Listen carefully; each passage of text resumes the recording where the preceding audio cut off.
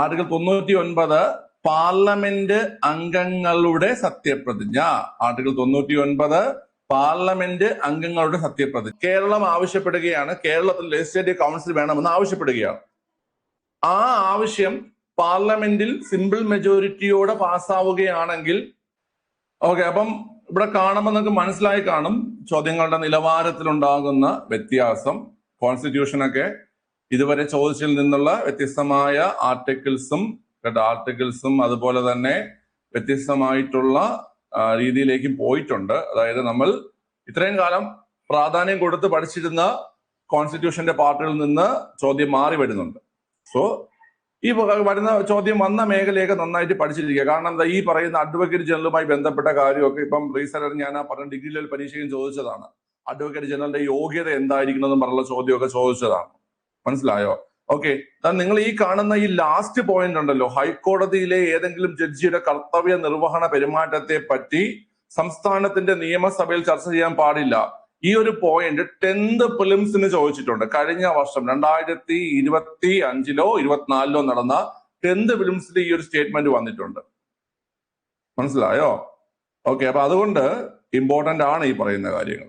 അപ്പൊ എന്തായാലും ഇത് ശരിയാണ്. നമുക്കിപ്പോ തെറ്റായ പ്രസ്താവനയാണ് വേണ്ടേ അല്ലേ? ഇത് ശരിയാണ്. ഹൈക്കോടതിയിലെ ഏതെങ്കിലും ജഡ്ജിയുടെ കർത്തവ്യ നിർവഹണ പെരുമാറ്റത്തെ പറ്റി സംസ്ഥാനത്തിന്റെ നിയമസഭയിൽ ചർച്ച പാടില്ല എന്നുള്ളത് എന്താണ് കുട്ടികൾ? ശരിയാണ്.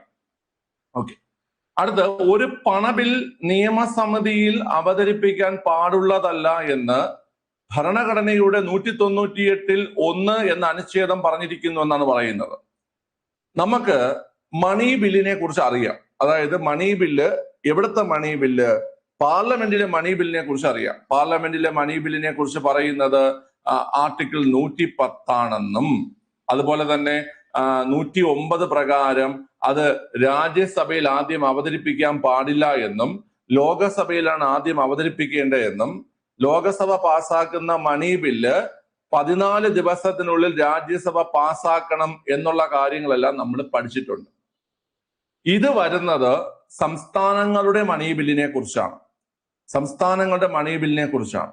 സംസ്ഥാനങ്ങളുടെ മണി ബില്ല് പറയുന്നത് 2 പ്രധാനപ്പെട്ട ആർട്ടിക്കിളുകളാണ്. ഒന്ന് 198 എന്ന ആർട്ടിക്കിളും 2 199 എന്ന ആർട്ടിക്കിളും. 198 എന്ന ആർട്ടിക്കിളിലും 199 എന്ന ആർട്ടിക്കിളിലുമാണ് സംസ്ഥാനത്തിന്റെ മണി ബില്ലിനെ കുറിച്ച് പറയുന്നത്. സംസ്ഥാനത്തിന്റെ മണി ബില്ലിന്റെ നിർവചനം പറയുന്നത് 199 എന്ന ആർട്ടിക്കിളിലാണ്. സംസ്ഥാനത്തിന്റെ മണി ബില്ല് നിർവചനം പറയുന്നത് 199 എന്ന ആർട്ടിക്കിളിലാണ്. ഓക്കെ അല്ലെ? ഇവിടെ എങ്ങനെയാണോ പാർലമെന്റിന്റെ മണി ബില്ല് അതുപോലെ തന്നെയാണ് സംസ്ഥാനത്തിന്റെ മണി ബില്ല് വരുന്നത്. നമ്മള് പാർലമെന്റിൽ മണി ബില്ല് അവതരിപ്പിക്കുന്നതിന് മുമ്പായിട്ട് രാഷ്ട്രപതിയുടെ അനുമതി ആവശ്യമാണോ? രാഷ്ട്രപതിയുടെ അനുമതി ആവശ്യമാണോ കുട്ടികളെ? പാർലമെന്റിൽ മണി ബില്ല് അവതരിപ്പിക്കുന്നതിന് മുമ്പായിട്ട് രാഷ്ട്രപതിയുടെ അനുമതി ആവശ്യമാണോ? രാഷ്ട്രപതിയുടെ അനുമതി ആവശ്യമാണ്. മണി ബില്ല് അവതരിപ്പിക്കുന്നതിന് മുമ്പായിട്ട് രാഷ്ട്രപതിയുടെ അനുമതി ആവശ്യമാണ്. അപ്പം സംസ്ഥാനത്തേക്ക് വരുമ്പോൾ അതെങ്ങനെയായി മാറും? സംസ്ഥാനത്തെ മണി ബില്ലാകുമ്പോൾ അതെങ്ങനെയായി മാറും? സംസ്ഥാനത്തെ മണി ബില്ലാകുമ്പോൾ അതെങ്ങനെയായി മാറും കുട്ടികളെ? പറഞ്ഞേ. പാർലമെന്റിൽ രാഷ്ട്രപതിയുടെ അനുമതി ആവശ്യമാണെങ്കിൽ സംസ്ഥാനത്ത് ഗവർണറുടെ അനുമതി ആവശ്യമാണ്. സംസ്ഥാനത്ത് മണി ബില്ല് അവതരിപ്പിക്കുന്നതിന് ഗവർണറുടെ അനുമതി ആവശ്യമാണ്. ഗവർണറുടെ അനുമതി ആവശ്യമാണ്. ഓക്കെ അല്ലേ? ഇനി അടുത്ത കാര്യം ശ്രദ്ധിച്ചു കേട്ടിട്ട് മറുപടി പറയണം. സംസ്ഥാനത്ത് പാർലമെന്റില് ഒരു ബില്ല് മണി ബില്ലാണോ എന്ന് തീരുമാനിക്കുന്നത് ആരാണ്? ഒരു ബില്ല് മണി ബില്ലാണോ എന്ന് തീരുമാനിക്കുന്ന ആരാണ് കുട്ടികളെ? ഒരു ബില്ല് മണി ബില്ലാണോ എന്ന് തീരുമാനിക്കുന്നത് ലോകസഭാ സ്പീക്കറാണ്. ലോകസഭാ സ്പീക്കറാണ്. അപ്പോഴ് സംസ്ഥാനത്തേക്ക് വരുമ്പോൾ ആരായിരിക്കും ഒരു ബില്ല് മണി ബില്ലാണോ എന്ന് തീരുമാനിക്കുന്നത്? സംസ്ഥാനത്തേക്ക് വരുമ്പോൾ ഒരു ബില്ല് മണി ബില്ലാണോ എന്ന് തീരുമാനിക്കുന്നത് ആരായിരിക്കും കുട്ടികളെ? അത് നിയമസഭാ സ്പീക്കർ ആയിരിക്കും. സംസ്ഥാനത്തേക്ക് വരുമ്പോൾ ഒരു ബില്ല് മണി ബില്ലാണോ തീരുമാനിക്കുന്ന ആരായിരിക്കും കുട്ടികളെ? നിയമസഭാ സ്പീക്കർ ആയിരിക്കും ഒരു ബില്ല് മണി ബില്ലാണോ എന്ന് തീരുമാനിക്കുന്നത്. നിയമസഭാ സ്പീക്കർ ആയിരിക്കും. ക്ലിയർ ആണ്? ഇനി നമ്മുടെ ഇന്ത്യയില് എല്ലാ സംസ്ഥാനങ്ങളിലും നിയമസമിതി ഇല്ല. നിയമസമിതിയുള്ള സംസ്ഥാനങ്ങൾ, അതായത് ലെജിസ്ലേറ്റീവ് കൗൺസിൽ ഉള്ള സംസ്ഥാനങ്ങൾ നമ്മൾ പഠിച്ചിട്ടുണ്ട്. ഏതൊക്കെ സംസ്ഥാനങ്ങൾക്കാണ് ലെജിസ്ലേറ്റീവ് കൗൺസിൽ ഉള്ളതെന്ന് കേട്ട് കഴിഞ്ഞാൽ ഏതൊക്കെ സംസ്ഥാനങ്ങൾക്കാണ് കുട്ടിയുള്ളത്? കുട്ടികളെ പറയാം, നമ്മൾ KT അമ്പു എന്നൊക്കെ പറഞ്ഞിട്ട് നമ്മൾ കോഡ് വെച്ചൊക്കെ പഠിക്കാറുണ്ട്. KT അമ്പു എന്ന കോഡൊക്കെ വെച്ചിട്ട് നമ്മൾ എന്ത് ചെയ്യാറുണ്ട് കുട്ടികളെ? പഠിക്കാറുണ്ട്. ഏതൊക്കെ സംസ്ഥാനങ്ങളിലാണ്? കർണാടക, തെലങ്കാന, ആന്ധ്രാപ്രദേശ്, മഹാരാഷ്ട്ര, ബീഹാർ, ഉത്തർപ്രദേശ് അല്ലേ? കർണാടക, തെലങ്കാന, ആന്ധ്രാപ്രദേശ്, മഹാരാഷ്ട്ര, ബീഹാർ, ഉത്തർപ്രദേശ്. കേട്ടോ? ഈ മഹാരാഷ്ട്ര MP എന്ന് വന്നാലേ മധ്യപ്രദേശ് വരത്തുള്ളൂ കേട്ടോ. എമ്മിൽ ഡൗട്ട് വരണ്ട. M എന്ന് പറയുന്നത് മഹാരാഷ്ട്രയും MP എന്ന് പറഞ്ഞാലേ മധ്യപ്രദേശ് വരത്തുള്ളൂ. അപ്പൊ കർണാടക, തെലങ്കാന, ആന്ധ്രാപ്രദേശ്, മഹാരാഷ്ട്ര, ബീഹാർ, ഉത്തർപ്രദേശ് ഈ സംസ്ഥാനങ്ങളിലാണ് എന്തുള്ളത്? ഈ സംസ്ഥാനങ്ങളിലാണ് ഈ നിയമസമിതി കൂടിയുള്ളത്. നിയമസഭ മാത്രമല്ല, അവിടെ നിയമസമിതി കൂടിയുണ്ട്. ഓക്കെ, നിയമസഭയും നിയമസമിതിയും ഉണ്ടെങ്കിൽ അതിലേതാണ് അപ്പർ ഹൗസ്, ഏതാണ് ലോവർ ഹൗസ്? ഏതാണ് അപ്പർ ഹൗസ്? അതായത് ഏതാണ് ഉപരിസഭ, ഏതാണ് അധോസഭ? ഏതാണ് ഉപരിസഭ, ഏതാണ് അധോസഭ? ഏതാണ് ഉപരിസഭ, ഏതാണ് അപരസഭ? ഓക്കെ, ലെഫ്റ്റ് ആയിക്കോ. വളരെ രണ്ടുമുണ്ടെങ്കിൽ അപ്പർ ഹൗസ് എന്ന് പറഞ്ഞാൽ അത് സമിതി ആയിരിക്കും. രണ്ടുമുണ്ടെങ്കിൽ അപ്പർ ഹൗസ് എന്ന് പറഞ്ഞാൽ സമിതി ആയിരിക്കും. ഓക്കെ, ലോവർ ഹൗസ് എന്ന് പറഞ്ഞാൽ സഭയായിരിക്കും. ഓക്കെ അല്ലേ? ക്ലിയർ ആണ്. പക്ഷെ ഈ പറയുന്ന സംസ്ഥാനങ്ങൾക്ക് ഒഴികെ ഇപ്പൊ കേരളം ഉൾപ്പെടെയുള്ള മറ്റ് സംസ്ഥാനങ്ങളാണെങ്കിൽ അവിടെ എന്ത് മാത്രമേ ഉള്ളൂ? ലോവർ ഹൗസ് ആയ നിയമസഭ മാത്രമേ ഉള്ളൂ.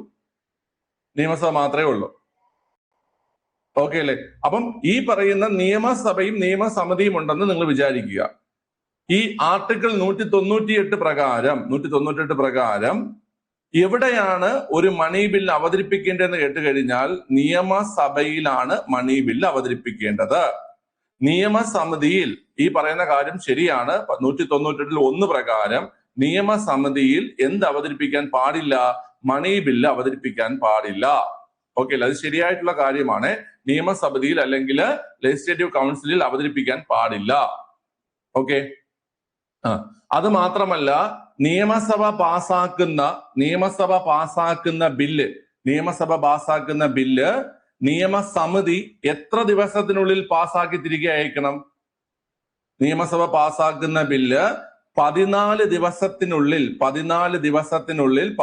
ദിവസത്തിനുള്ളിൽ പാസാക്കണം. ആര് പാസാക്കണം? നിയമസമിതി പാസാക്കണം. നിയമസമിതിക്ക് അതിൽ മാറ്റം വരുത്താൻ പാടില്ല. നിയമസമിതി അതിൽ നിർദ്ദേശങ്ങൾ വെക്കണം. നിയമസമിതിക്ക് വേണമെങ്കിൽ അതിൽ നിർദ്ദേശങ്ങൾ വെക്കാം. ആ നിർദ്ദേശങ്ങൾ നിയമസഭ വേണമെങ്കിൽ മാത്രം അനുസരിച്ചാൽ മതി. കേട്ടോ? അതായത് എങ്ങനെയാണ് പാർലമെന്റിൽ ഇത് പാസ്സാകുന്നതോ അതേപോലെ തന്നെയാണ് സംസ്ഥാനത്തും എന്ത് പാസ്സാകുന്നത് കുട്ടികളെ? ഈ പറയുന്ന മണി ബില്ല് പാസ്സാകുന്നത്. നിർദ്ദേശങ്ങൾ നിയമസമിതിക്ക് കൗൺസിലിന് വേണമെങ്കിൽ നിർദ്ദേശങ്ങൾ വയ്ക്കാം. പക്ഷെ അത് വേണോ വേണ്ടേ എന്ന് നിയമസഭയാണ് തീരുമാനിക്കേണ്ടത്. 14 ദിവസത്തിനുള്ളിൽ നിയമസമിതി കൗൺസില് ഇത് അംഗീകരിച്ചില്ല എന്നുണ്ടെങ്കിൽ, പാസ്സാക്കിയില്ല എന്നുണ്ടെങ്കിൽ അത് പാസ്സായതായി കണക്കാക്കിക്കൊണ്ട് നിയമസഭ ബില്ലുമായി മുന്നോട്ട് പോകുന്നതാണ്. ഓക്കെ അല്ലേ? അപ്പൊ നമ്മള് എങ്ങനെയാണോ അവിടെ നമ്മുടെ ആർട്ടിക്കിൾ 109 എങ്ങനെ 109, 110 പ്രവർത്തിക്കുന്നുവോ അതുപോലെ തന്നെയാണ്. എങ്ങനെയാണോ 109, 110 പ്രവർത്തിക്കുന്നത് അതുപോലെ തന്നെയാണ് ഈ പറയുന്ന 198, 199 പ്രവർത്തിക്കുന്നത്. ഓക്കെ, മനസ്സിലായോ നിങ്ങൾക്ക്?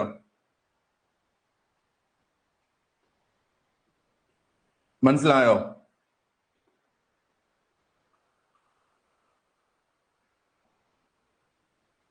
ഓക്കെ, അതായത് അവതരിപ്പിക്കുന്നതിന് മുമ്പ് ഗവർണറുടെ അനുമതി വേണം. ഒരു ബില്ല് മണി ബില്ലാണോ എന്ന് തീരുമാനിക്കുന്നത് നിയമസഭാ സ്പീക്കറാണ്. 198 പ്രകാരം നിയമസമിതിയിൽ ആദ്യം അവതരിപ്പിക്കാൻ പാടില്ല. 198 പ്രകാരം നിയമസഭയിലാണ് ആദ്യം അവതരിപ്പിക്കേണ്ടത്. നിയമസഭ പാസാക്കുന്ന മണി ബില്ല് 14 ദിവസത്തിനുള്ളിൽ നിയമസമിതി പാസാക്കണം. നിയമസമിതിക്ക് ബില്ലിന് മേൽ നിർദ്ദേശങ്ങൾ വെക്കാൻ കഴിയുന്നതാണ്, പക്ഷെ മാറ്റം വരുത്താൻ പറ്റത്തില്ല. നിയമസമിതി വയ്ക്കുന്ന നിർദ്ദേശങ്ങൾ നിയമസഭയ്ക്ക് വേണമെങ്കിൽ മാത്രം സ്വീകരിച്ചാൽ മതി. നിയമസമിതി 14 ദിവസത്തിനുള്ളിൽ പാസ്സാക്കിയില്ല എന്നുണ്ടെങ്കിൽ അത് നിയമസമിതി പാസാക്കിയതായി കണക്കാക്കിക്കൊണ്ട് നിയമസഭ മുന്നോട്ട് പോകുന്നതാണ്. മനസ്സിലായോ?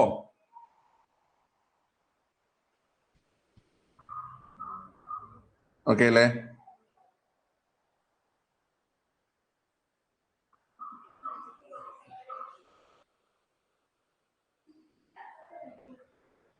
മനസ്സിലായോ ഇത്തരം കാര്യങ്ങള്? ഡൗട്ടില്ലല്ലോ? ഇവിടെ ഇത് മനസ്സിലാക്കി വെക്കണം നിങ്ങള്. പുതിയ കാര്യങ്ങളാണ്, ഇതുവരെ അധികം ചോദിച്ചിട്ടില്ലാത്ത കാര്യങ്ങളാണ് ചോദിച്ചു വരുന്നത്. പരീക്ഷയുടെ പാറ്റേൺ മാറുന്നത് മനസ്സിലാക്കുക, മനസ്സിലാക്കിയിട്ട് ഇത് പഠിച്ചിരിക്കുക കേട്ടോ. ഏറ്റവും നന്നായിട്ട് മനസ്സിലാക്കിയിരിക്കുക. ഡൗട്ട് ഉണ്ടെങ്കിൽ ചോദിച്ച് ക്ലിയർ ആക്കി പോണം. ശരി, അപ്പം അത് എന്താണെന്ന് മനസ്സിലായി, ശരിയാണെന്ന് മനസ്സിലായി നമുക്ക്. ഇനി അടുത്ത്, ഒരു സംസ്ഥാനത്തിന്റെ നിയമസഭയിലെ അംഗം തന്റെ സ്ഥാനം സ്വീകരിക്കുന്നതിന് മുമ്പ് ഗവർണറുടെയോ അദ്ദേഹം അതിലേക്ക് നിയമിക്കുന്ന ആളുകളുടെയോ മുമ്പാകെ പ്രതിജ്ഞ ചെയ്ത് ഏതാണ് 198 അല്ലേ?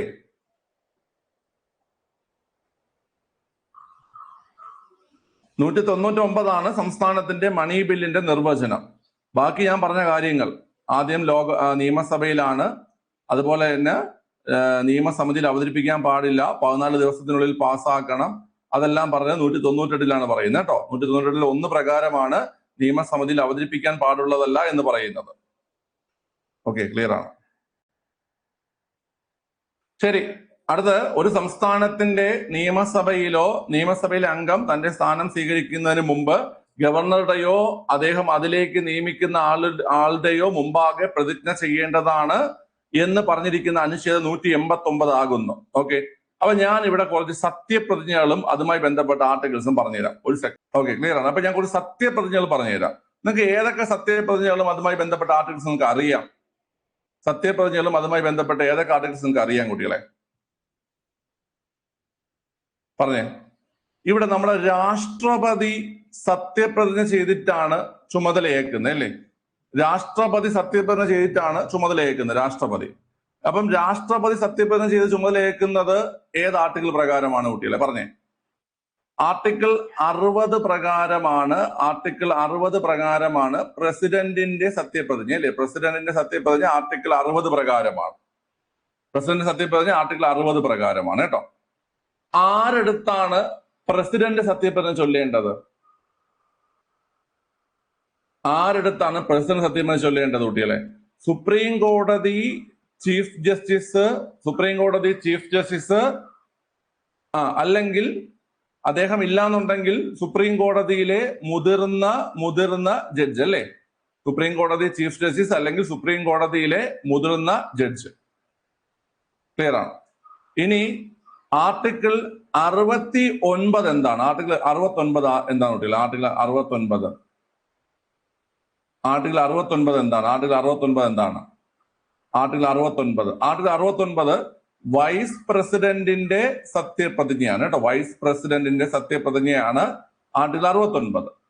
വൈസ് പ്രസിഡന്റ് ആരുടെ മുന്നിലാണ് സത്യപ്രതിജ്ഞ ചൊല്ലേണ്ടത്? വൈസ് പ്രസിഡന്റ് ആരുടെ മുന്നിലാണ് സത്യപ്രതിജ്ഞ ചൊല്ലേണ്ടത്? പറയാവോ? വൈസ് പ്രസിഡന്റ് ആരുടെ മുന്നിലാണ് സത്യപ്രതിജ്ഞ ചൊല്ലേണ്ടത്? പ്രസിഡന്റിന്റെ അല്ലെങ്കിൽ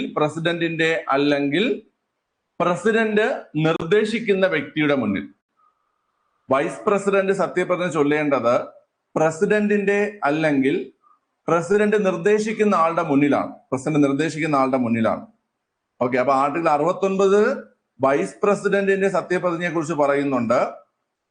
ആ വൈസ് പ്രസിഡന്റ് സത്യപ്രതിജ്ഞ ചൊല്ലേണ്ടത് പ്രസിഡന്റിന്റെ മുന്നിൽ അല്ലെങ്കിൽ പ്രസിഡന്റ് നിർദ്ദേശിക്കുന്ന ആളുടെ മുന്നിലാണ്. ഓക്കെ, ഇനി അടുത്ത് ആർട്ടിക്കിൾ 99 അത് ആരുടെ സത്യപ്രതിജ്ഞ പറയുന്നു? ആർട്ടിക്കിൾ 99 ആരുടെ സത്യപ്രതിജ്ഞ പറയുന്നു കുട്ടികളെ? ആർട്ടിക്കിൾ 99 പാർലമെന്റ് അംഗങ്ങളുടെ സത്യപ്രതിജ്ഞ. ആർട്ടിക്കിൾ 99 പാർലമെന്റ് അംഗങ്ങളുടെ സത്യപ്രതിജ്ഞ. പാർലമെന്റ് അംഗങ്ങൾ സത്യപ്രതിജ്ഞ ചൊല്ലേണ്ടത് പ്രസിഡന്റിന്റെ അല്ലെങ്കിൽ പ്രസിഡന്റ് നിർദ്ദേശിക്കുന്ന ആളുടെ മുന്നിലാണ്. ആർട്ടിക്കിൾ 99 പ്രകാരം പാർലമെന്റ് അംഗങ്ങൾ സത്യപ്രതിജ്ഞ ചൊല്ലേണ്ടത് പ്രസിഡന്റിന്റെ അല്ലെങ്കിൽ പ്രസിഡന്റ് നിർദ്ദേശിക്കുന്ന ആളുടെ മുന്നിലാണ്. ക്ലിയർ ആണ്. ഇനി അടുത്ത് ആർട്ടിക്കിൾ 188 ആർട്ടിക്കിൾ 188 ആരുടെ സംസ്ഥാന നിയമസഭയിലെ അംഗം സത്യപ്രതിജ്ഞ ചൊല്ലുന്നതിനെ കുറിച്ച് പറയുന്നത്. 188 പറയുന്നു, ഗവർണർ അല്ലെങ്കിൽ ഗവർണർ നിർദ്ദേശിക്കുന്ന ആളുടെ മുന്നിൽ. ഓക്കെ, ഗവർണർ അല്ലെങ്കിൽ ഗവർണർ നിർദ്ദേശിക്കുന്ന ആളുടെ മുന്നിൽ. ഓക്കെ, ക്ലിയർ ആണ്. അപ്പൊ ഇവിടെ പറഞ്ഞിരിക്കുന്ന 189 എന്നാണ്, അത് തെറ്റാണ്. 189 തെറ്റാണ് കുട്ടികളെ. 188 സംസ്ഥാന നിയമസഭാ അംഗങ്ങളുടെ സത്യപ്രതിജ്ഞയെ കുറിച്ച് പറയുന്നത്. ഗവർണർ അല്ലെങ്കിൽ ഗവർണർ നിർദ്ദേശിക്കുന്ന ആളുടെ മുന്നിൽ അല്ലെങ്കിൽ ഗവർണർ നിയമിക്കുന്ന ആളുടെ മുന്നിൽ സത്യപ്രതിജ്ഞ ചൊല്ലണം. ഓക്കെ, അപ്പൊ നിങ്ങള് ഇപ്പൊ 4 സത്യപ്രതിജ്ഞയാണ് പഠിച്ചത്. ആർട്ടിക്കിൾ 60 പ്രസിഡന്റിന്റെ സത്യപ്രതിജ്ഞ. പ്രസിഡന്റ് സത്യപ്രതിജ്ഞ ചൊല്ലേണ്ടത് സുപ്രീം കോടതി ചീഫ് ജസ്റ്റിസിന്റെ മുന്നിൽ, അല്ലെങ്കിൽ അദ്ദേഹം ഇല്ലെങ്കിൽ മുതിർന്ന ജഡ്ജിന്റെ മുന്നിൽ. 69 വൈസ് പ്രസിഡന്റ് സത്യപ്രതിജ്ഞ ചൊല്ലേണ്ടത് പ്രസിഡന്റിന്റെ പ്രസിഡന്റ് നിയമിക്കുന്ന ആളുടെ മുന്നിൽ. 99 പാർലമെന്റ് അംഗങ്ങൾ, അതായത് രാജ്യസഭയുടെയും ലോകസഭയുടെയും അംഗങ്ങളുടെ സത്യപ്രതിജ്ഞയാണ്. ഓക്കെ, ലോകസഭയുടെയും രാജ്യസഭയുടെ അംഗങ്ങളുടെ സത്യപ്രതിജ്ഞ അത് ഈ പറഞ്ഞ കണക്ക് പ്രസിഡന്റിന്റെ മുന്നിൽ അല്ലെങ്കിൽ പ്രസിഡന്റ് നിർദ്ദേശിക്കുന്ന ആളുടെ മുന്നിൽ. ഓക്കെ, കിട്ടിയല്ലോ. ഇനി 188 ഈ പറയുന്ന സംസ്ഥാന നിയമസഭാ അംഗങ്ങളുടെ പാർലമെന്റ് ആർട്ടിക്കിൾ 99 കേട്ടാ. 188 ഗവർണർ നിർദ്ദേശിക്കുന്ന 180 സംസ്ഥാന നിയമസഭയില് സത്യപ്രതിജ്ഞ ചൊല്ലേണ്ടത് ഗവർണർ നിർദ്ദേശിക്കുന്ന അല്ലെങ്കിൽ ഗവർണറുടെ മുന്നിലാണ്. ആർട്ടിക്കിൾ 188 പ്രകാരം സംസ്ഥാന നിയമസഭാ അംഗങ്ങൾ സത്യപ്രതിജ്ഞ ചൊല്ലേണ്ടത്. മനസ്സിലായോ നിങ്ങൾക്ക്?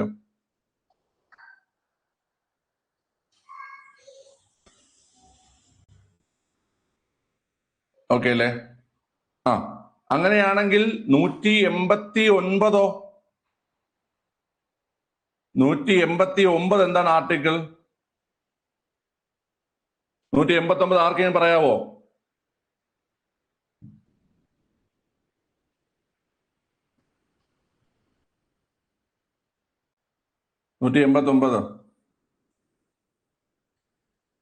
അറിയത്തില്ല. ഇവിടെ 189 എന്താണ് ആർട്ടിക്കിൾ എന്ന് കേട്ട് കഴിഞ്ഞാല് ശ്രദ്ധിച്ചു കേട്ടോണേ. 189 ഈ നിയമസഭയിലെ അംഗങ്ങളുടെ കുഴപ്പം ലെഫ്റ്റ് ആയിക്കോ വോട്ടിനെ കുറിച്ചും. 189 നിയമസഭയിലെ വോട്ടിനെ കുറിച്ചും നിയമസഭയുടെ കോറത്തെ കുറിച്ചൊക്കെ പറയുന്നത്. ഓക്കെ അല്ലേ? 189 ഓക്കെ. എങ്കിൽ ഞാൻ ചോദിക്കട്ടെ കുട്ടികളെ, ഈ കോറം എങ്ങനെയാണ്? നിയമസഭയുടെ കോറം എങ്ങനെയാണ്? എത്രയാണ് കോറം നിയമസഭയുടെ? കോറം ശ്രദ്ധിച്ച് കേട്ടോണം. നിയമസഭയുടെ കോറം 10ൽ 1 അല്ലെങ്കിൽ 10 കോറം മീൻസ് ഒരു മീറ്റിംഗ് നടക്കാൻ ആവശ്യമായ ഏറ്റവും കുറച്ച് അംഗങ്ങളുടെ എണ്ണത്തെയാണ് കോറം എന്ന് പറയുന്നത്. ഇപ്പൊ നമ്മളിപ്പോ പറയണം, ഞങ്ങൾ ഒരു പുരുഷ സ്വയം സഹായ സംഘമുണ്ട്. ഞങ്ങളുടെ 20 പേരാണ് അതിൽ അംഗം. ഓക്കെ, അതിലെ കോറം 5 എന്ന് വെച്ച് കഴിഞ്ഞാല് കോറം 5 എന്ന് വെച്ച് കഴിഞ്ഞാൽ 5 പേരുണ്ടെങ്കിലേ അന്ന് കമ്മിറ്റി മീറ്റിംഗ് എടുക്കാവൂ. അങ്ങനെയുണ്ട്.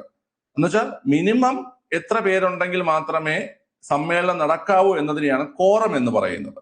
ഓക്കെ, നമ്മുടെ നിയമസഭയുടെ കോറം എന്ന് പറഞ്ഞു കഴിഞ്ഞാൽ 10ൽ 1 അല്ലെങ്കിൽ 10 10ൽ 1 അല്ലെങ്കിൽ 10 ഓക്കെ, 10ൽ 1 അല്ലെങ്കിൽ 10 ഇപ്പൊ നമുക്കൊരു ഉദാഹരണം പറയുകയാണെങ്കിൽ കേരള നിയമസഭയുടെ കോറം എത്രയാണ് കുട്ടികളെ? കേരള നിയമസഭയുടെ കോറം എത്രയാണ്? കേരള നിയമസഭയുടെ കോറം എന്ന് പറഞ്ഞാൽ കേരള നിയമസഭയിൽ 140 അംഗങ്ങളുണ്ട്. 140 അംഗങ്ങളുണ്ട് കേരള നിയമസഭയിൽ. അപ്പൊ അതിന്റെ 10ൽ 1 എന്ന് പറഞ്ഞു കഴിഞ്ഞാൽ 14 അല്ലെ? അതിന്റെ 10ൽ 1 എത്ര കുട്ടികളെ? 14 അതിന്റെ 10 എത്രയാണ്? 14. ഓക്കെ, അപ്പം കേരള നിയമസഭയുടെ കോറം 14. കേരള നിയമസഭയുടെ കോറം എത്രയാണ് കുട്ടികളെ? 14. ഓക്കെ, 14. ഇനി നമുക്കിപ്പോ സിക്കിമിനെ കുറിച്ച് നോക്കാം. സിക്കിമിലെ MLA മാരുടെ എണ്ണം 32. സിക്കിമിന്റെ MLA മാരുടെ എണ്ണം 32. അവിടെ നമ്മൾ 10 എടുക്കുകയാണെങ്കിൽ 3 വരത്തുള്ളൂ. 10 എടുക്കുകയാണെങ്കിൽ 3 വരത്തുള്ളൂ. അപ്പൊ സിക്കിമിന്റെ കോറം എത്ര പേരാണ്? 10 പേര്. 10 പേര്. ഓക്കെ, മനസ്സിലായ? സിക്കിമിന്റെ നമ്മൾ 10 എടുത്ത് നോക്കുകയാണെങ്കിൽ അവിടെ 3 വരത്തുള്ളൂ. 3 പേര് നമുക്ക് വെച്ചിട്ട് നടക്കാൻ പറ്റാത്തതുകൊണ്ട് അവിടെ 10 പേര്. ഓക്കെ, 10 കണക്കാക്കുമ്പോൾ 10 മുകളിലോട്ടാണെങ്കിൽ 10 കോറമായി വരും. കേരളത്തിന്റെ കോറം 10 സിക്കിമിന്റെ കോറം 10. അതാണ് നിയമസഭയുടെ കോറത്തെ കുറിച്ച് പറയുന്നത്. നിയമസഭയുടെ കോറം 10 അല്ലെങ്കിൽ 10. നിയമസഭയുടെ കോറം 10 അല്ലെങ്കിൽ 10. ഓക്കെ, അങ്ങനെയെങ്കിൽ പാർലമെന്റിന്റെ കോറം എത്രയാണ് കുട്ടികളെ? പാർലമെന്റിന്റെ കോറം എത്രയാണ്? പാർലമെന്റിന്റെ കോറം എത്രയാണ്? പാർലമെന്റിന്റെ കോറം 10-1. പാർലമെന്റിന്റെ കോറം 10-1. പാർലമെന്റിന്റെ കോറം 10-1. ഗ്രാമസഭ ഓർ വാർഡ് സഭ, ഗ്രാമസഭ അല്ലെങ്കിൽ വാർഡ് സഭ കോറം എത്രയാണ്? ഗ്രാമസഭ അല്ലെങ്കിൽ വാർഡ് സഭ കോറം എത്രയാണ്? ഗ്രാമസഭ അല്ലെങ്കിൽ വാർഡ് സഭ കോറം 10-1. 10-1. ഓക്കെ, 10-1. സിക്കിമിന്റെ അശ്വതി ഒന്നുമില്ല. സിക്കിമില് MLA മാര് 32 പേരേ ഉള്ളൂ. അപ്പൊ അവിടെ നമ്മൾ 10-1 എന്ന കോറം എടുക്കുകയാണെങ്കിൽ 3 പേരേ വരത്തുള്ളൂ. പക്ഷെ അത് പാടില്ല. അതുകൊണ്ട് അവിടുത്തെ കോറം 10. സിക്കിം നിയമസഭയിലെ കോറം 10. കോറം എടുക്കുന്ന സമയത്ത് 10 മുകളിലോട്ടാണെങ്കിൽ, ഇപ്പൊ നമ്മൾ കേരള നിയമസഭ എന്നാണ് പറഞ്ഞത്. കേരളത്തിൽ 140 ഉള്ളത് കൊണ്ട് അതിന്റെ 10 എടുക്കുമ്പോൾ 14 വരുന്നുണ്ട്. അതുകൊണ്ട് കേരളത്തിലെ കോറം 10-1. സിക്കിമിന്റെ കോറം 10. ഓക്കെ അല്ലേ? 10-1. മിനിമം 10 പേരുണ്ടാകണം. മിനിമം 10 പേരുണ്ടാകണം. ഓക്കെ, അതാണ് നിയമസഭയുടെ കോറം എന്ന് പറയുന്നത്. ശരി, അപ്പം ഞാൻ ഒന്നുകൂടെ പറഞ്ഞുതരാം. നിങ്ങളുടെ പഠിച്ചത് ആർട്ടിക്കിൾ 189 എന്തെന്നാണ്. ആർട്ടിക്കിൾ 189 എന്തെന്ന് കേട്ട് കഴിഞ്ഞാല് 189 നിയമസഭയിലെ വോട്ടിങ്ങിനെ കുറിച്ചും കോറത്തെ കുറിച്ചും പറയുന്നത്. അപ്പൊ ഞാൻ നിയമസഭയുടെ കോറം പറഞ്ഞു തന്നു. 10-1 അല്ലെങ്കിൽ 10. 10-1 അല്ലെങ്കിൽ 10. ഏതാണോ വലുത് അതെടുക്കും. 10-1 അല്ലെങ്കിൽ 10 ഏതാണോ വലുത് അത് കോറമായി പ്രവർത്തിക്കുന്നു. പാർലമെന്റിന്റെ കോറം 10-1. പാർലമെന്റിന്റെ കോറം 10-1. ഓക്കെ അല്ലേ? പിന്നെ ഗ്രാമസഭ അല്ലെങ്കിൽ വാർഡ് സഭയുടെ കോറം 10-1. വാർഡ് സഭ അല്ലെങ്കിൽ ഗ്രാമസഭയുടെ കോറവും എത്രയാണ് കുട്ടികളെ? 10-1. ഓക്കെ അല്ലേ? അതത്രയും മനസ്സിലായി. ഇനി പാർലമെന്റിന്റെ കോറത്തെ കുറിച്ച് പറയുന്ന ആർട്ടിക്കിൾ ഏതാണ്? പാർലമെന്റിലെ വോട്ടിങ്ങിനെ കുറിച്ചും പാർലമെന്റിന്റെ കോറത്തെ കുറിച്ചും പറയുന്ന ആർട്ടിക്കിൾ ഏതാണ്? പാർലമെന്റിന്റെ വോട്ടിങ്ങിനെ കുറിച്ചും പാർലമെന്റിന്റെ കോറത്തെ കുറിച്ചും പറയുന്ന ആർട്ടിക്കിൾ ഏതാ കുട്ടികളെ? പാർലമെന്റിന്റെ വോട്ടിങ്ങിനെ കുറിച്ചും പാർലമെന്റിന്റെ കോറത്തെയും കുറിച്ചും പറയുന്ന ആർട്ടിക്കിൾ 100. കണ്ടോ? നിങ്ങൾക്ക് ആ കണക്ഷൻ കിട്ടിക്കാണും. 188 സത്യപ്രതിജ്ഞ നിയമസഭയിലെ 189 നിയമസഭയിലെ വോട്ടിങ്ങും കോറവും, 188 സത്യപ്രതിജ്ഞയും 189 വോട്ടിങ്ങും കോറവും.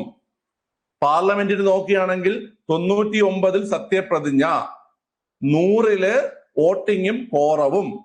100 വോട്ടിങ്ങും കോറവും. 99 പാർലമെന്റ് അംഗങ്ങളുടെ സത്യപ്രതിജ്ഞയും 100 വോട്ടിങ്ങും കോറവും. വോട്ടിങ്ങും കോറവും. കിട്ടിയോ?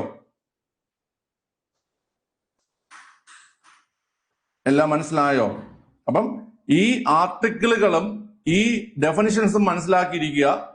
60 പ്രകാരം പ്രസിഡന്റ് സത്യപ്രതിജ്ഞ, സുപ്രീം കോടതി ചീഫ് ജസ്റ്റിസ് അല്ലെങ്കിൽ സുപ്രീം കോടതിയിലെ മുതിർന്ന ജഡ്ജ് സത്യപ്രതിജ്ഞ ചൊല്ലിക്കൊടുക്കുന്നു. 69 വൈസ് പ്രസിഡന്റിന് പ്രസിഡന്റ് സത്യപ്രതിജ്ഞ ചൊല്ലിക്കൊടുക്കുന്നു.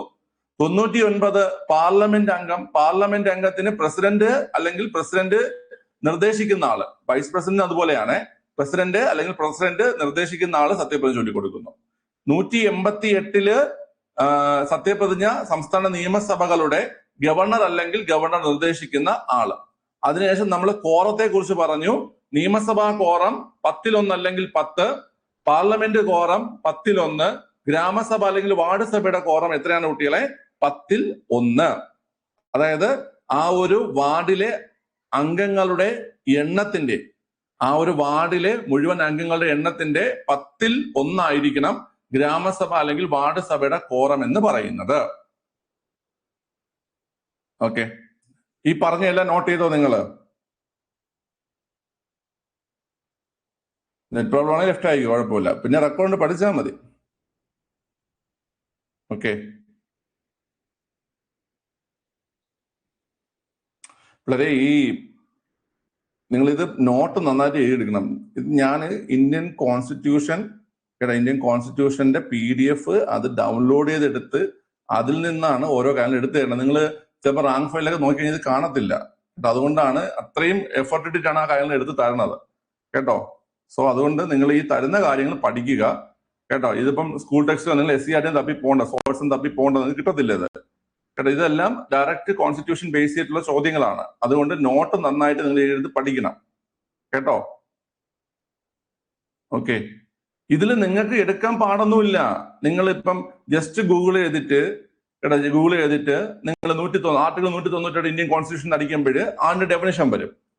അപ്പൊ നമ്മൾ നോക്കുമ്പോൾ 198 ഇതാണ്. അപ്പൊ നമ്മൾ ജസ്റ്റ് എന്ത് ചെയ്യണം, അപ്പുറത്തും ഇപ്പുറത്തുള്ള ആർട്ടിക്കിൾസ് ഒക്കെ ഒന്ന് അടിച്ചു നോക്കുകയോ അല്ലെങ്കിൽ നമുക്ക് PDF എടുക്കാൻ പറ്റും. PDF എടുക്കാൻ പറ്റും കേട്ടോ. നമുക്ക് ഗവൺമെന്റ് PDF എടുക്കാൻ പറ്റും. PDF എടുത്തിട്ട് നമുക്ക് എന്ത് ചെയ്യാൻ പറ്റും, അത് വെച്ചിട്ട് നമുക്ക് ആവശ്യമുള്ള കാര്യം നോക്കി പഠിക്കാൻ പറ്റും. ഓക്കെ അല്ലേ? ക്ലിയർ ആണ്. സോ അതുകൊണ്ട് ഈ നോട്ട് നിങ്ങൾ നന്നായിട്ട് എഴുതിയെടുത്ത് ഇത് പഠിക്കുക കേട്ടോ. ശരി, ഇനി അടുത്ത് നിയമസമിതിയെ കുറിച്ചാണ് പറയാൻ പോകുന്നത്. അപ്പൊ നിങ്ങൾക്ക് മനസ്സിലായി ഇത് തെറ്റാണെന്ന് മനസ്സിലായി. ഏത് തെറ്റാണെന്ന് മനസ്സിലായി? ഓപ്ഷൻ ബി ആണ് ആൻസർ എന്ന് മനസ്സിലായി. ഓപ്ഷൻ ബി ആൻസർ എന്ന് മനസ്സിലാവുമ്പോൾ നമ്മൾ എന്ത് ചെയ്യണം, ബാക്കിയുള്ള ഓപ്ഷൻസുള്ള കാര്യങ്ങൾ പഠിച്ചു പോവുകയാണ്. അപ്പൊ ഓപ്ഷൻ എ കൂടെ നോക്കാം. ഓപ്ഷൻ എ പറഞ്ഞിരിക്കുന്ന ഒരു സംസ്ഥാനത്ത് നിയമസമിതിയിലെ അംഗങ്ങൾ എന്നത് ആ സമിതിയിലെ ആകെയുള്ള സംഖ്യ ആ സംസ്ഥാന നിയമസഭയിലെ അംഗങ്ങളുടെ സംഖ്യയുടെ 1/3 കവിയാൻ പാടില്ല എന്ന് പറയുന്നുണ്ട്. ഓക്കെ, ക്ലിയർ ആണ്. ഓപ്ഷൻ എ ശരിയാണ്. ഓപ്ഷൻ എ ശരിയാണ്. ഓക്കെ അല്ലേ കുട്ടികളെ? ഞാനൊരു കാര്യം ചോദിക്കട്ടെ. ഒരു നിയമസമിതി ഒരു സംസ്ഥാനത്തിന് രൂപീകരിക്കണമെങ്കിൽ അതിന്റെ പ്രൊസീജിയർ എന്താണ്? ഒരു നിയമസമിതി ഒരു സംസ്ഥാനത്തിന് രൂപീകരിക്കണമെങ്കിൽ അതിന്റെ പ്രൊസീജിയർ എന്താണ് കുട്ടികൾ? അതിന്റെ പ്രൊസീജിയർ എന്താണ്? ഏത് ആർട്ടിക്കിൾ പ്രകാരമാണ് സംസ്ഥാനങ്ങൾക്ക് നിയമസമിതി രൂപീകരിക്കാൻ കഴിയുന്നത്? ഏത് ആർട്ടിക്കിൾ പ്രകാരമാണ് സംസ്ഥാനങ്ങൾക്ക് നിയമസമിതി രൂപീകരിക്കാൻ കഴിയുന്നത്? അറിയാവോ? ഏത് ആർട്ടിക്കിൾ പ്രകാരമാണ് സംസ്ഥാനങ്ങൾക്ക് നിയമസമിതി രൂപീകരിക്കാൻ കഴിയുന്നത്? അറിയത്തില്ല. ലെജിസ്ലേറ്റീവ് കൗൺസിൽ രൂപീകരിക്കുന്നത്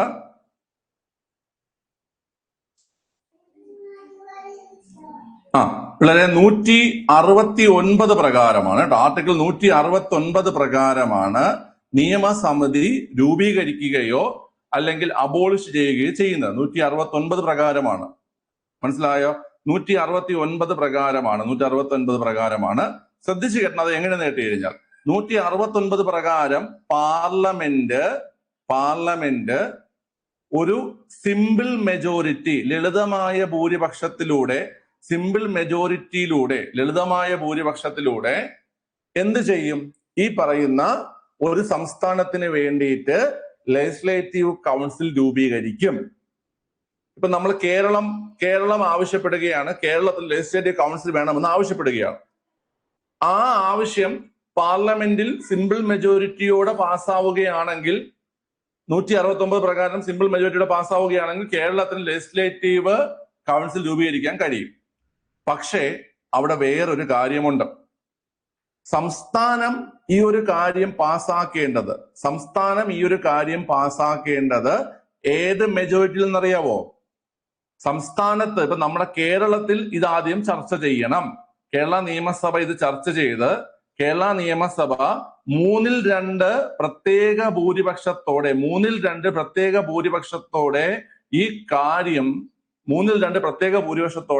ഈ കാര്യം കേരള നിയമസഭ അംഗീകരിച്ചാൽ മാത്രമേ പാർലമെന്റ് എന്ത് ചെയ്യത്തുള്ളൂ കുട്ടികളെ? ഈ പറയുന്ന കാര്യം അംഗീകരിക്കത്തുള്ളൂ. ഓക്കെ അല്ലേ? അപ്പൊ ആർട്ടിക്കിൾ 169 പ്രകാരമാണ് പാർലമെന്റ് സംസ്ഥാനങ്ങൾക്ക് നിയമസമിതി രൂപീകരിക്കുന്നതും നിയമസമിതി അബോളിഷ് ചെയ്യുന്നതും. ഈ രണ്ട് കാര്യങ്ങൾക്കും സംസ്ഥാന നിയമസഭ 2/3 പ്രത്യേക ഭൂരിപക്ഷത്തോടെ പ്രമേയം പാസ്സാക്കണം. സംസ്ഥാന നിയമസഭ 2/3 പ്രത്യേക ഭൂരിപക്ഷത്തോടെ പ്രമേയം പാസ്സാക്കണം. ഓക്കെ അല്ലേ? ഓക്കെ, ക്ലിയർ ആണ്. ഇനി ഞാൻ പറയുന്ന ശ്രദ്ധിച്ചു കേട്ടോണം. നിയമസമിതി രൂപീകരിക്കുമ്പോൾ ആ നിയമസമിതിയിലെ ആകെയുള്ള സംഖ്യ ആ സംസ്ഥാന നിയമസഭയിലെ അംഗങ്ങളുടെ 1/3 കവിയാൻ പാടുള്ളതല്ല. ഇപ്പൊ നമ്മളെ കേരളം ഒരു നിയമസമിതി രൂപീകരിക്കുകയാണെങ്കിൽ കേരള നിയമസഭയുടെ അംഗസംഖ്യയുടെ 1/3 കൂടുതലാകാൻ പാടില്ല കേരളത്തിൽ രൂപീകരിക്കുന്ന നിയമസമിതിയുടെ അംഗങ്ങളുടെ എണ്ണം എന്ന് പറയുന്നത്. മനസ്സിലായ? ഓക്കെ, അതായത് ഒരു ഉദാഹരണം പറയുകയാണെങ്കിൽ 90 MLA-മാരുള്ള അല്ലെങ്കിൽ 90 സീറ്റുള്ള അല്ലെങ്കിൽ 90 MLA-മാരുള്ള ഒരു നിയമസഭ, അവിടെ നിയമസമിതി രൂപീകരിക്കണമെങ്കിൽ പരമാവധി എത്ര പേരെ നിയമസമിതി അംഗങ്ങളായി വരാൻ പാടുള്ളൂ? പരമാവധി 30 പേരെ വരാൻ പാടുള്ളൂ. 1/3 കൂടാൻ പാടില്ല. മനസ്സിലായോ? ഇപ്പൊ 90 MLA-മാരുള്ള ഒരു സംസ്ഥാനത്ത് നിയമസമിതി രൂപീകരിക്കുകയാണെങ്കിൽ നിയമസമിതിയിലെ അംഗങ്ങളുടെ എണ്ണം 30 കൂടാൻ പാടില്ല, 1/3 കൂടാൻ പാടില്ല. ഓക്കെ, അപ്പൊ ഇവിടെ നിങ്ങൾ പഠിച്ചത് ഒരു സംസ്ഥാനത്ത് നിയമസമിതി രൂപീകരിക്കുന്നതും അത് അബോളിഷ് ചെയ്യുന്നതും പാർലമെന്റ് ആണ്. പാർലമെന്റ് അത് സിമ്പിൾ മെജോറിറ്റിയിലൂടെയാണ് ചെയ്യുന്നത്. അത് മാത്രമല്ല, പാർലമെന്റ് അത് ചെയ്യണമെങ്കിൽ നിയമസഭ പ്രത്യേക ഭൂരിപക്ഷത്തോടെ പ്രമേയം പാസ്സാക്കണം. അത് നിങ്ങൾക്ക് മനസ്സിലായി. പിന്നെ പറഞ്ഞു നിയമസഭാ അംഗങ്ങളുടെ സംഖ്യയുടെ 1/3 കവിയാൻ പാടുള്ളതല്ല നിയമസമിതിയിലെ അംഗങ്ങളുടെ എണ്ണം. ഓക്കെ, സെറ്റ് അല്ലേ? സെറ്റാണ്. ഓക്കെ അല്ലേ?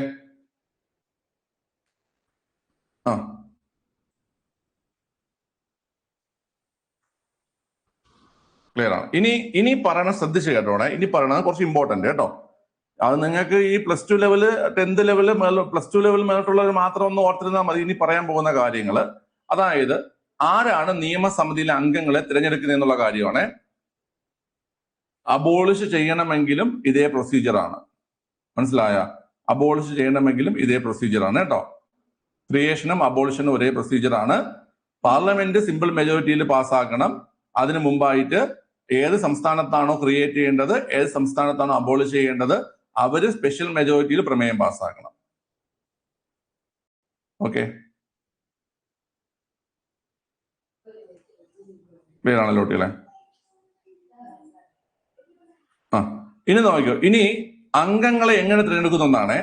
നിയമസമിതിയിൽ ആകെയുള്ള അംഗങ്ങളിൽ 1/3 പേരെ നിയമസഭാ അംഗങ്ങൾ തിരഞ്ഞെടുക്കും. നിയമസഭാ അംഗങ്ങൾ എങ്ങനെ തിരഞ്ഞെടുക്കും? നമ്മളെ പ്രൊപ്പോർഷണൽ റെപ്രസെന്റേഷൻ വെച്ച് നിയമസഭാ അംഗങ്ങൾ തിരഞ്ഞെടുക്കും. 1/3 അംഗങ്ങളെ നിയമസഭാ അംഗങ്ങൾ തിരഞ്ഞെടുക്കും. 1/3 അംഗങ്ങളെ നിയമസമിതിയിലുള്ള 1/3 അംഗങ്ങളെ ഈ പറയുന്ന നിയമസഭയിലുള്ള അംഗങ്ങൾ എന്ത് ചെയ്യും? കുട്ടികളെ തിരഞ്ഞെടുക്കും. മനസ്സിലായോ? ഓക്കെ, ഇനി അടുത്ത് ബാക്കിയുള്ള 1/3 അംഗങ്ങള് നമ്മുടെ തദ്ദേശ സ്വയംഭരണ ഭരണസമിതിയിലെ അംഗങ്ങൾ. തദ്ദേശ സ്വയംഭരണ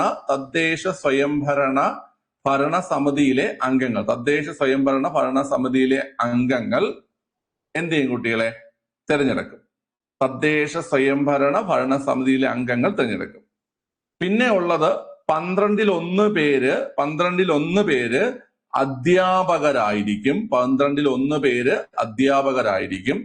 12 പേര് ബിരുദധാരികളായിരിക്കും.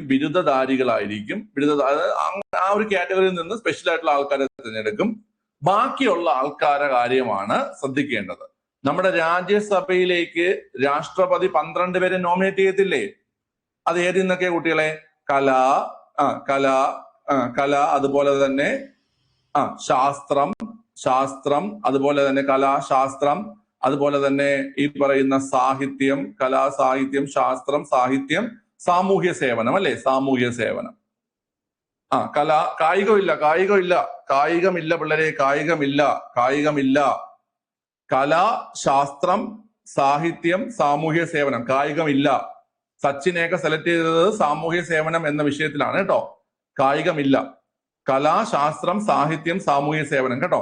കല, ശാസ്ത്രം, സാഹിത്യം, സാമൂഹ്യ സേവനം, ഈ 4 വിഷയങ്ങളിലാണ് രാഷ്ട്രപതി നമ്മുടെ നിയമസഭയിൽ രാജ്യസഭയിലേക്ക് അംഗങ്ങളെ തിരഞ്ഞെടുക്കുന്നത്. കല, ശാസ്ത്രം, സാഹിത്യം, സാമൂഹ്യ സേവനം. ഓക്കെ. അതേപോലെ ഗവർണർ എന്ത് ചെയ്യുമെന്നറിയാവോ? ഗവർണർ ഈ പറഞ്ഞ 4 മേഖലയിൽ നിന്നുള്ള ആൾക്കാരെ നോമിനേറ്റ് ചെയ്യും. ഓക്കെ അല്ലേ? ഗവർണർ നോമിനേറ്റ് ചെയ്ത് അപ്പോയിന്റ് ചെയ്യും. ഓക്കെ, മനസ്സിലായല്ലോ? അപ്പം മെമ്പർ ഓഫ് ലെജിസ്ലേറ്റീവ് കൗൺസിൽ അല്ലെങ്കിൽ ലെജിസ്ലേറ്റീവ് കൗൺസിലിലെ ആകെ അംഗങ്ങളുടെ എണ്ണം നിയമസഭാ അംഗങ്ങളുടെ എണ്ണത്തിന്റെ 1/3 കവിയാൻ പാടില്ല. ഇനി ആ ഒരു ലെജിസ്ലേറ്റീവ് കൗൺസിലിലെ അംഗങ്ങളിൽ 1/3 പേരെ നിയമസഭാ അംഗങ്ങൾ തിരഞ്ഞെടുക്കുന്നു. ബാക്കിയുള്ള 1/3 അംഗങ്ങളെ തദ്ദേശ സ്വയംഭരണ സമിതിയിലെ അംഗങ്ങൾ തിരഞ്ഞെടുക്കുന്നു. 12 വിഭാഗം ആൾക്കാര് അധ്യാപകരിൽ നിന്ന് തിരഞ്ഞെടുക്കുകയും 12 വിഭാഗം ആൾക്കാരെ ബിരുദധാരികളിൽ നിന്ന് തിരഞ്ഞെടുക്കുകയും ചെയ്യുന്നു. ബാക്കിയുള്ളവരെ കല, ശാസ്ത്രം, സാഹിത്യം, സാമൂഹ്യ സേവനം എന്നീ വിഷയങ്ങളിൽ നിന്ന് തിരഞ്ഞെടുക്കുകയാണ് ചെയ്യുന്നത്. ഓക്കെ അല്ലേ? അതായത് ഗവർണർ നിയമിക്കുകയാണ് ചെയ്യുന്നത്, ഗവർണർ നോമിനേറ്റ് ചെയ്യുകയാണ് ചെയ്യുന്നത്. ഓക്കെ, അപ്പൊ ഇത് നല്ലൊരു നിലവാരമുള്ള ക്വസ്റ്റ്യൻ ആയിരുന്നു. ആ ഒരു ക്വസ്റ്റ്യനിൽ ആൻസർ ആയിട്ട് വരുന്നത് ഓപ്ഷൻ ബി ആണ്. ആൻസർ ആയിട്ട് തെറ്റായ പ്രസ്ഥാനം ഓപ്ഷൻ ബി ആണ്. അത് ആൻസർ ആയിട്ട് വന്നു. ആ ഒരു ക്വസ്റ്റ്യനുമായി ബന്ധപ്പെട്ട് നിങ്ങൾ ഒരുപാട് കാര്യങ്ങൾ പഠിക്കുകയും ചെയ്തു. ഓക്കെ അല്ലേ? അതായത് 1/3, 3/1, 12/1, 12/1 ഇത്രയും കഴിഞ്ഞതിന് ശേഷം ബാക്കി എത്രയാണോ നിൽക്കുന്നത്, അപ്പൊ ഓരോ സംസ്ഥാനത്ത് ഓരോ എണ്ണമായിരിക്കുമല്ലോ കുട്ടികളെ.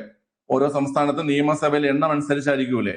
ഇത്രയും കഴിഞ്ഞിട്ട് ബാക്കി നിൽക്കുന്ന ആൾക്കാരെയാണ്, ബാക്കി എത്ര പേരുണ്ടോ അതിനെ ആയിരിക്കും ഗവർണർ എന്ത് ചെയ്യുന്നത്? നോമിനേറ്റ് ചെയ്യുന്നത്. കായികമില്ല എന്നത് ഓർത്തിരിക്കുക. കലാശാസ്ത്രം, സാഹിത്യം, സാമൂഹ്യ സേവനം. കലാശാസ്ത്രം, സാഹിത്യം, സാമൂഹ്യ സേവനം കേട്ടോ.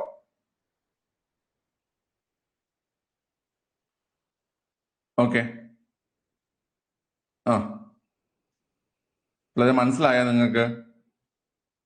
അപ്പം ഇവിടെ നമ്മൾ അത്യാവശ്യം കാര്യങ്ങൾ പറഞ്ഞു. അഡ്വക്കേറ്റ് ജനറലിനെ കുറിച്ചുള്ള കാര്യങ്ങൾ ഇവിടെ പറഞ്ഞു. പിന്നെ ഇവിടെ നമ്മൾ ഈ പറയുന്ന സമിതിയെ കുറിച്ചുള്ള കാര്യങ്ങളും സംസ്ഥാനത്തിന്റെ മണി ബില്ലും സത്യപ്രതിജ്ഞയും കോറവും എല്ലാമാണ് ഇവിടെ പറഞ്ഞത്. നിങ്ങൾക്ക് എല്ലാ കാര്യങ്ങളും മനസ്സിലായല്ലോ? ഓക്കെ, എല്ലാ കാര്യങ്ങളും മനസ്സിലായിട്ടുണ്ട്.